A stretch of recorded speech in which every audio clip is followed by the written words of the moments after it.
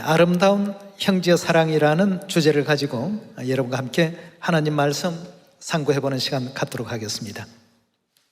전국 전 세계 시원에 새 식구들이 많이 들어오게 되고 또 많은 식구들로서 이 시원이 채워지다 보니까 무엇보다도 이 아름다운 형제 우애가 참으로 필요한 이 시기가 아닌가 이런 생각이 들어집니다. 성경은 우리에게 지금 이 시대에 있어서 형제 우애에 대해서 어떻게 또 설명하고 있고 또 하나님께서는 어떤 형제 우애에 대한 믿음을 갖기를 바라고 계시는지 베드로전서 우리 1장을 다 같이 한번 열어보시면서 하나님의 뜻을 배우는 시간 가져보겠습니다. 1장 22절입니다. 너희가 진리를 순종함으로 너희 영혼을 깨끗하게 하여 거짓이 없이 형제를 사랑하기에 이르렀으니 마음으로 뜨겁게 피차에 사랑하라. 너희가 거듭난 것이 썩어질 씨로 된 것이 아니요 썩지 아니할 씨로 된 것이니 하나님의 살아있고 항상 있는 말씀으로 되어나니라 했습니다. 형제를 피차에 뜨겁게 서로 아끼고 또 배려하고 사랑하라는 가르침의 말씀을 성경은 우리에게 알려주고 있습니다. 이렇게 시온의 가족들도 인종도 이제 다양해지고 전 세계 175개 국가의 식구들이 들어오다 보니까 언어도 다양하고 문화도 다양하고 또 자라난 환경도 서로가 각자가 이 다른 가운데 있습니다. 이런 어떤 다양함 속에서 하나님께서는 하나가 되라고 이렇게 일깨워 주셨고 우리 하늘어머니께서도 해마다 주시는 말씀이 서로 아름다운 연합을 통해서 이 복음의 역사를 또 이루어야 된다는 형제 사랑에 대한 문제를 항상 많이 또 교훈하고 계시는 가운데 있습니다.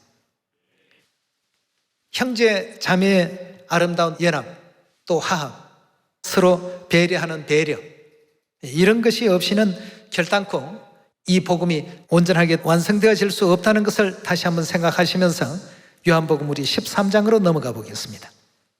13장 34절입니다.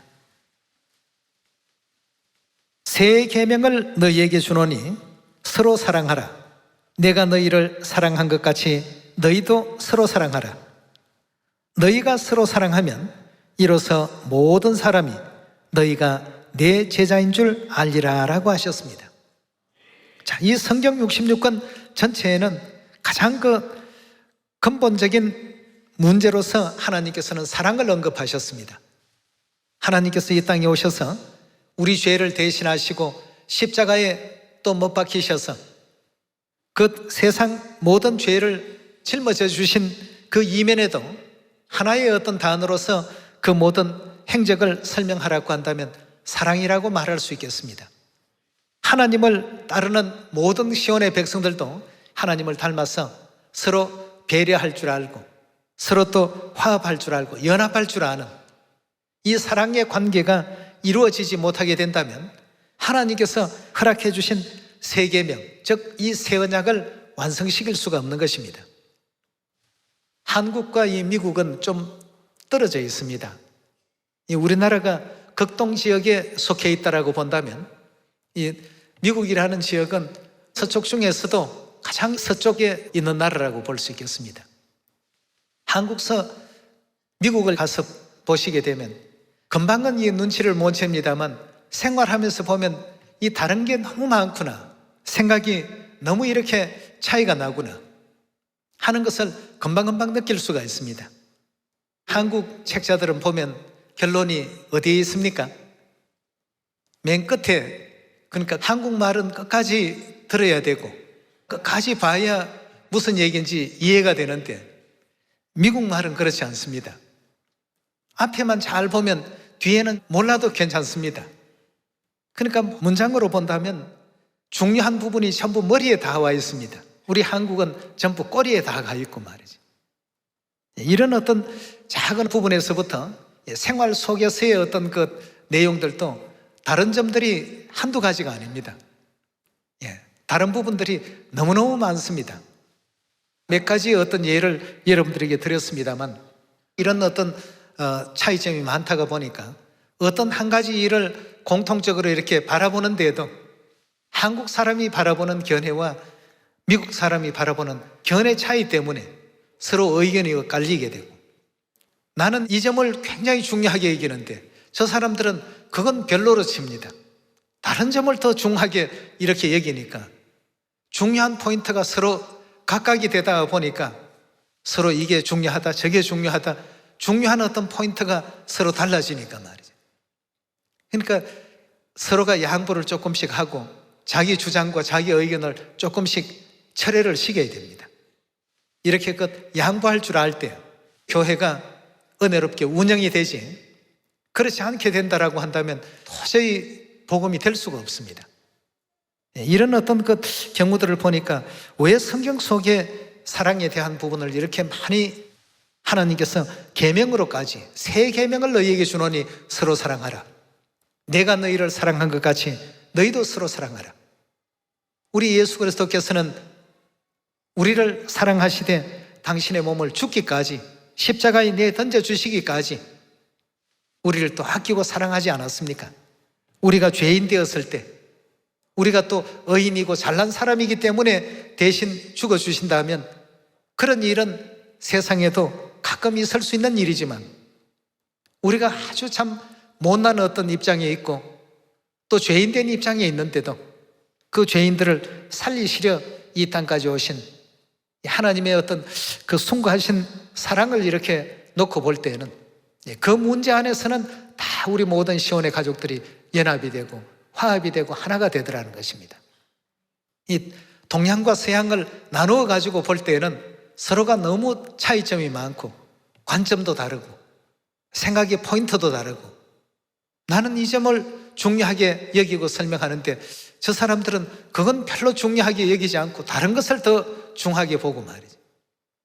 전 세계 모든 국가, 다양한 어떤 문화 속에 있는 그 식구들이 하나가 되기 위해서는 하나님께서 이 사랑이라는 계명을 우리에게 또 허락해 놓으셨습니다. 우리가 다시 한번 형제 사랑에 대해서 로마서 12장 9절의 말씀 보도록 하겠습니다. 사랑엔 거짓이 없나니 악을 미워하고 선에 속하라. 형제를 사랑하여 서로 우애하고, 그 다음에요 존경하기를 서로 먼저 해야 된다고 했습니다. 11절의 말씀 보시면 부지런하여 게으르지 말고 열심을 품고 주를 섬기라. 소망 중에 즐거워하며 환난 중에 참으며 기도에 항상 힘쓰며 성도들의 쓸 것을 공급하며 손님 대접하기를 힘쓰라고 이렇게 가르침을 주셨습니다.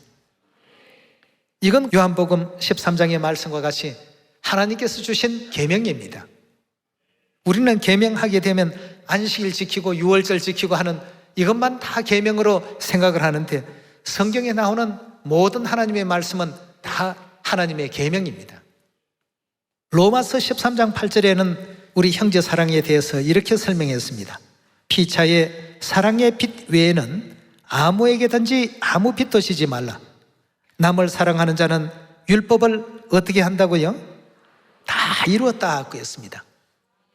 이 사랑이라는 이 문제가 서로가 이해가 되고 사랑을 느끼게 된다라고 한다면 거기에는 세상 그 어떤 대적도 존재할 수가 없는 것입니다. 9절입니다. 간음하지 말라, 살인하지 말라, 도적질하지 말라, 탐내지 말라 한 것과 그 외에 다른 계명이 있을지라도 내 이웃을 내 자신과 같이 사랑하라 하신 그 말씀 가운데 다 들어있다고 했습니다. 사랑이라는 이 내용을 갖게 된다면 살인하거나 도적질하거나 남의 것을 못 탐내서 훔치거나 또 남을 해롭게 해서라도 개인의 어떤 그 이득을 취하거나 이런 어떤 일들은 없게 된다는 뜻이죠. 사랑 속에는 그 모든 계명들이 구체적으로 말하면 다 포함이 되어 있다. 10절입니다. 사랑은 이웃에게 악을 행치 아니하나니 그러므로 사랑은 뭐라고 했죠? 하나님께서 우리 인류 인생들에게 허락하신 율법을 온전히 또 이루는 데 있어서 가장 필요한 요소가 바로 여기 있다고 했습니다. 사랑이 많은 교회는 복음이 잘 됩니다. 따뜻하고 하나님께서 늘 항상 함께 하시고 서로가 헌신할 줄 알고 희생할 줄 알고 좀 불편한 점이 있어도 참을 수 있는 인내심도 있고, 그러나 사랑이 결여된 곳에는 전부 서로가 자기 불편, 자기의 괴로움, 자기의 어떤 고통만을 서로 얘기할 뿐입니다. 상대가 얼마나 힘들까, 상대가 얼마나 고통스러울까, 이 문제들은 다 뒤에 문제가 되고 마는 것입니다. 그래서 우리 하나님께서는 오늘 또 성경을 통해서 우리 시온의 모든 자녀들에게 사랑은 이웃에게 악을 행시 아니하나니, 상대에게 해를 끼치는 일을 결코 하지 아니하나니 그러므로 사랑은 율법의 완성이라고 했습니다. 오늘 또 영적인 우리 가족도 만나고 있습니다만 육의 가족을 만나시더라도 서로 사랑을 베풀 수 있는 시온의 가족들 되시고요, 교회 안에서는 물론 사랑이 반드시 진행이 되어야 되고 사랑이 또 실천이 되어야 되겠습니다. 고린도전서 13장 1절에 주신 하나님의 가르침 보겠습니다. 내가 사람의 방언과 천사의 말을 할지라도 무엇이 없으면요, 사랑이 없으면 했습니다. 사랑이 없으면 소리나는 구리와 울리는 괭가리가 된다고 했습니다. 그래서 소리는 나되 아무 의미 없는 말이 되고 말 것이다.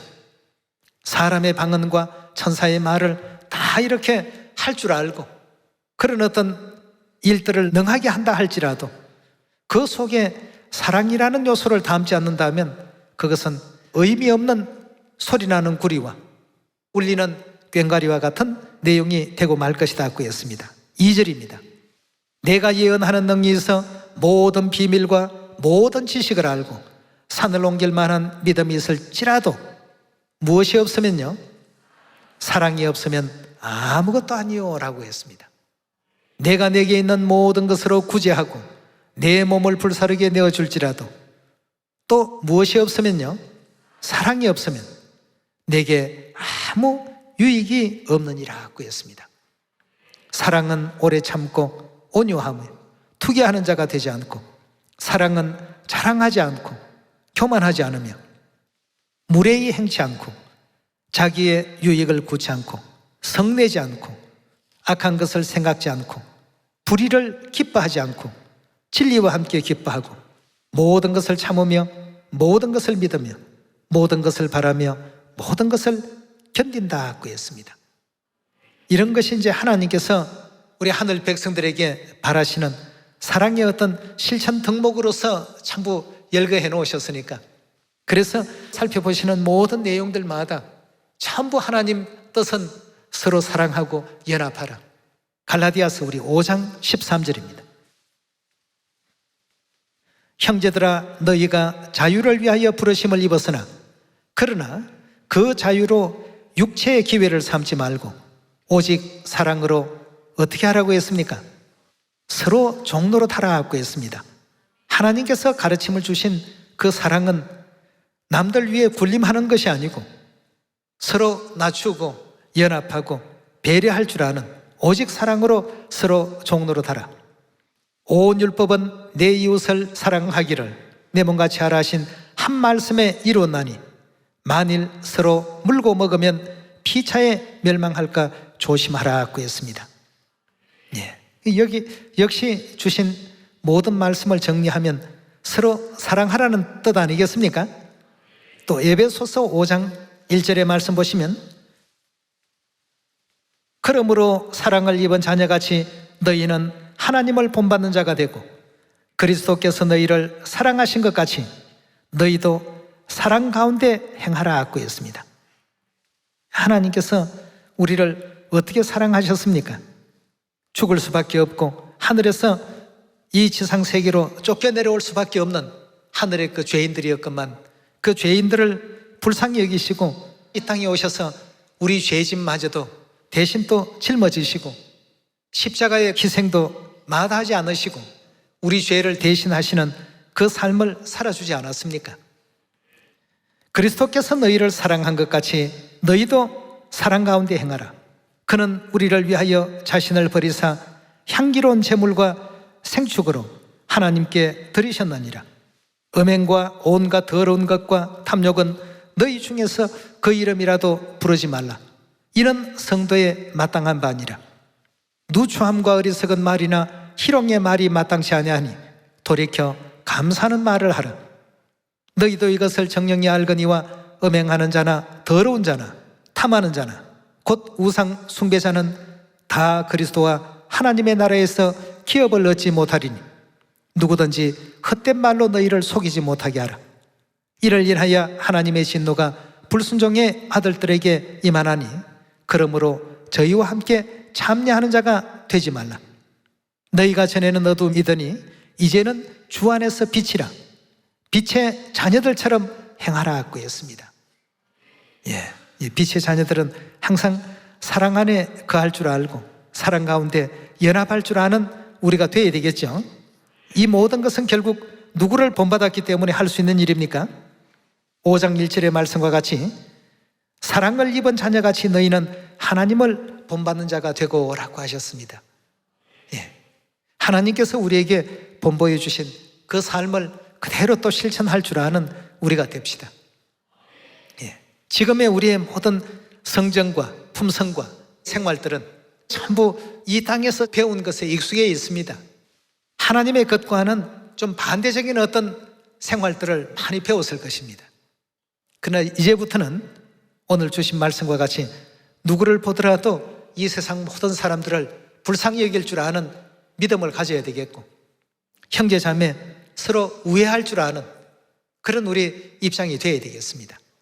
그리고 어떤 사람이 보더라도 쟤는 하나님의 교회에 다녀서 참 사랑이 너무 많아, 너무 배려심이 많아, 이런 어떤 내용들이 있게 될 때에 비로소 참 하나님의 어떤 자녀다운 어떤 그런 행위와 믿음들을 우리가 또 이 사회에도 본보일 수 있는 것 아니겠습니까? 이 땅의 것은 조금씩 손해봐도 괜찮습니다.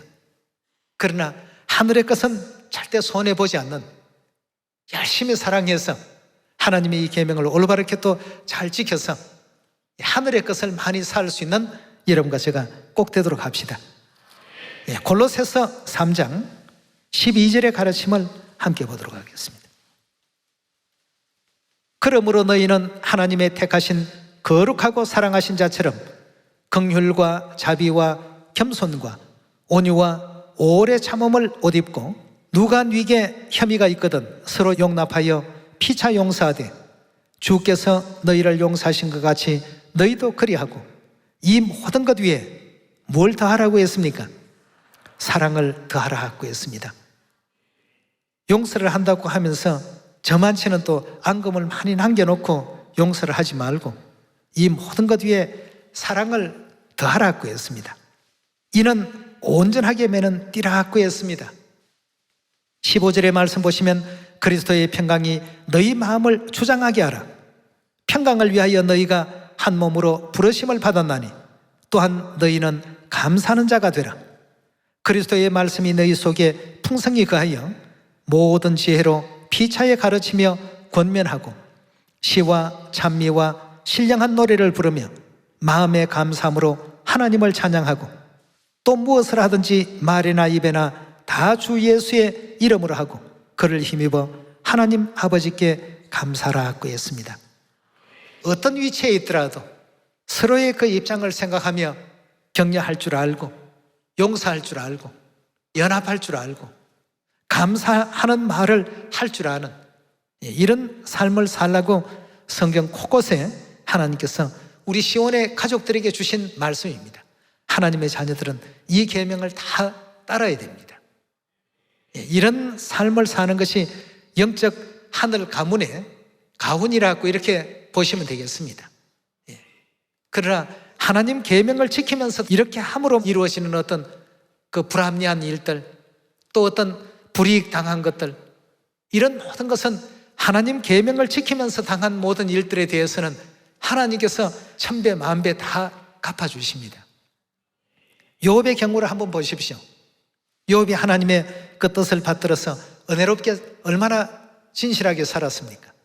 이 사단 마귀의 그 회방과 방해로 말미암아서 시험을 받게 되었지만 결국 끝까지 하나님에 대한 그 모든 순전을 지킴으로 말미암아서 그 후에는 잃어버렸던 것을 다 하나님께서 되찾게 하시고 배나 더 큰 축복을 주셨다는 내용을 우리는 욥기서를 통해서 다 지금 배우고 있습니다. 남에게 이렇게 대하다가 완전 바보 소리 듣는데요, 이 땅에서는 그런 취급을 당할지 몰라도 우리 하나님과 하늘 천사들로 볼 때는 정말 회개를 제대로 하고 있다고, 천국에 오게 된다면 최고의 축복받는 사람으로 하나님께서 허락해 주실 것입니다. 현재 지금 우리가 이 수준까지 못 왔다 할지라도 노력하고 또 힘쓰고 애쓰고 하나님의 말씀이니까, 계명이니까 지켜가야 되지 않겠습니까? 그렇게 해서 이 세상에 빛도 되고 소금도 되는, 세상을 또 정화시켜 나가는 우리 하늘 자녀들이 다 되시길 바라겠습니다. 요한일서 2장 8절의 말씀 함께 보겠습니다. 다시 내가 너희에게 새 계명을 선언하니 저에게와 너희에게도 참된 것이라. 이는 어두움이 지나고 참빛이 벌써 비침이니라. 빛 가운데 있다 하며 그 형제를 미워하는 자는 지금까지도 어두운 가운데 있는 자라고 했습니다. 아니, 진리 안에 있다 하면서 그 형제를 미워하는 자는 지금까지도 어두운 가운데 있는 자요. 10절입니다. 그의 형제를 사랑하는 자는 빛 가운데 거하여 자기 속에 끄리낌이 없으나 그의 형제를 미워하는 자는 어두운 가운데 있고 또 어두운 가운데 행하며 갈 곳을 알지 못하나니 이는 어두움이 그의 눈을 멀게 하였음이라고 했습니다. 여러분, 새 계명 안에, 즉 새 언약 안에 있는 사람들의 삶이라는 것이 바로 이런 삶을 살아야 된다는 것이 우리 하나님의 가르치심입니다. 남들은 성질 낼 거 다 내는데 나는 사랑하라 하셨으니 사랑을 해야 하니까 얼마나 힘이 드십니까? 그런 어떤 십자가의 짐을 우리가 짊어지고 영원한 그 천국을 향해서 걸어가는 내용이니까 그런 어떤 상황 속에서도 감사하는 말을 잃지 말고 배려할 줄 아는 그런 우리 시온 가족들이 다 되도록 합시다. 이방인들이 그런 칭찬을 참 많이 하는 것 같아요. 하나님의 교회는 보면 좀 세상하고 다른 어떤 그 가르침과 교리가 참 많은 것 같은데 그런 것은 자기들도 잘 모르지만 어쨌든 사람들은 다 선하고 좋아 보인다. 그 선하다는 것이 얼굴에 다 나타나고 그들의 행동 속에서 다 이렇게 엿볼 수 있다. 이런 어떤 얘기를 이웃을 통해서 많이 지금 듣습니다. 뭐 여기 한국뿐만 아니고 외국도 마찬가지입니다. 전 세계 어디를 가든 우리 하나님의 교회가 세워지게 된다면 세워지는 그 지역은 정말 빛을 발하고 있습니다. 이런 하나님의 가르침을 작게나마 실천하고 오늘은 한 번 했으면 내일은 또 2번 실천하고 모레는 또 3번 실천하고 나날이 이렇게 빛의 자녀들처럼 변모되어가는 또 우리 시온의 모든 자녀들이 꼭 되셔야 되겠습니다.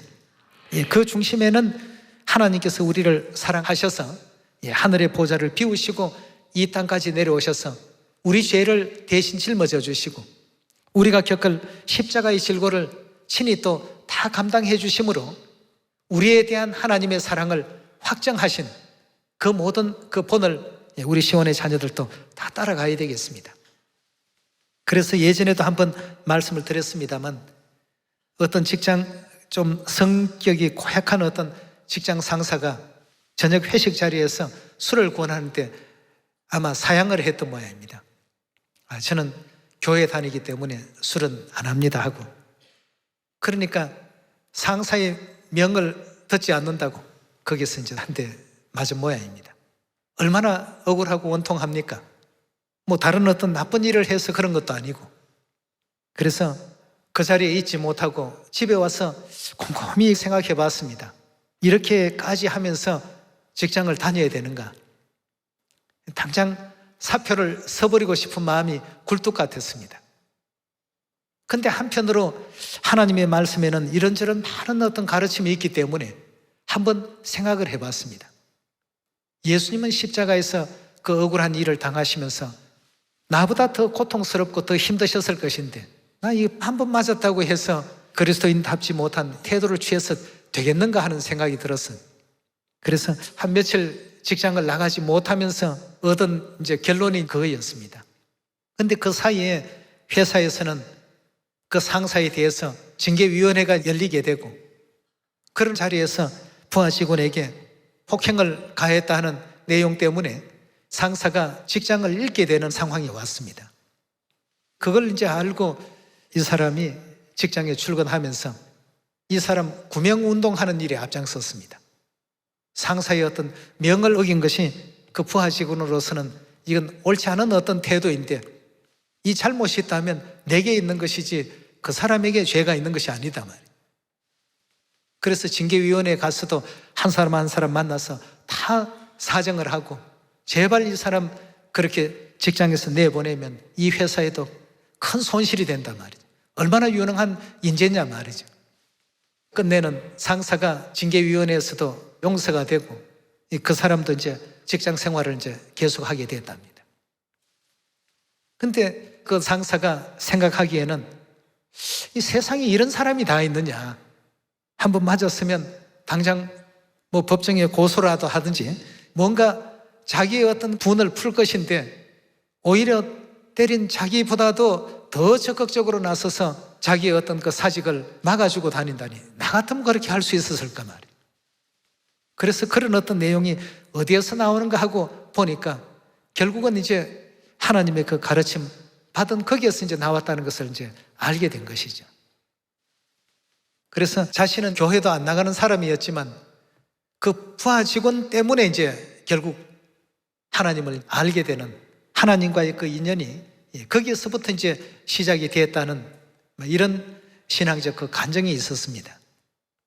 오늘날 우리가 교회 안에서의 어떤 생활도 그렇고 이 사회 생활을 살더라도 마찬가지고, 자신에게 조그마한 어떤 언짢은 일, 기분이 좋지 않는 이런 어떤 대접이나 대우를 받게 된다면 그걸 견뎌내지 못하는 많은 사람들을 봅니다. 우리 예수님은 얼마나 참 억울한 일을 당하셨습니까? 우리는 죄인으로서 십자가형은 당연하지만 아무런 죄도 없으신데 우리 대신해서 그 십자가에 짐을 지시고 그 수많은 사람들의 조롱과 또 희롱하는 말을 다 감내해 가시면서 침뱉음과 주먹질과 또 뺨을 치는 일과 온갖 그 모욕적인 언사를 다 들으면서 그 십자가에 고통당하시는 걸 생각하면 오늘 우리가 겪고 있는 이 아픔보다도 얼마나 더 크셨을까를 하나님을 바라보니까 정신이 이제 돌아온 겁니다. 처음에는 이제 그 직장 상사의 자기에 대한 그 불합리한 어떤 그 처사에 대해서만 아주 그 나쁘다고만 생각했는데, 예수님을 생각하니까 그럼 난 이까지 한 대 맞는 거 이거 아무것도 아닌데, 우리 예수님은 죄도 없으셨는데 그런 어떤 일을 겪으셨구나 말이에요. 직장 상사도 양심은 있는 사람 아니겠습니까? 자기가 한 일이 정당하지 못했다는 것 잘 알고 있습니다. 그러나 한 사람의 인내와 또 참음과 사랑으로 말미암아서 이 사람이 다니는 그 교회 같으면 나도 이제 한번 다녀볼 가치가 있다, 이렇게 해서 이제 그 얻어진 열매라고 하니까 말이죠. 그래서 오늘 여러분들과 저는 우리 교회 안에서만의 어떤 형제 사랑과 연합이 아니라 우리 주위에도 아직까지 그리스도의 사랑을 알지 못하고 사는 문영혼들이 너무 많습니다. 이들에게도 하나님의 거룩하신 사랑이 다 실천이 되어야 되겠습니다. 모든 인류에게 사랑을 베풀 수 있는 그런 어떤 자격을 우리에게 다 주셨으니까 말이죠. 많이 가진 사람이 나눠야 안 되겠습니까? 교회 안에서도 또 가정 안에서도 또 이 지구촌 안에서 어떤 입장에 있더라도 전 세계인들에게 그리스도의 사랑을 나눌 수 있는 하나님의 또 멋진 아들, 딸들이 다 되시기를 거듭 부탁드리면서 말씀 마치도록 하겠습니다. 감사합니다.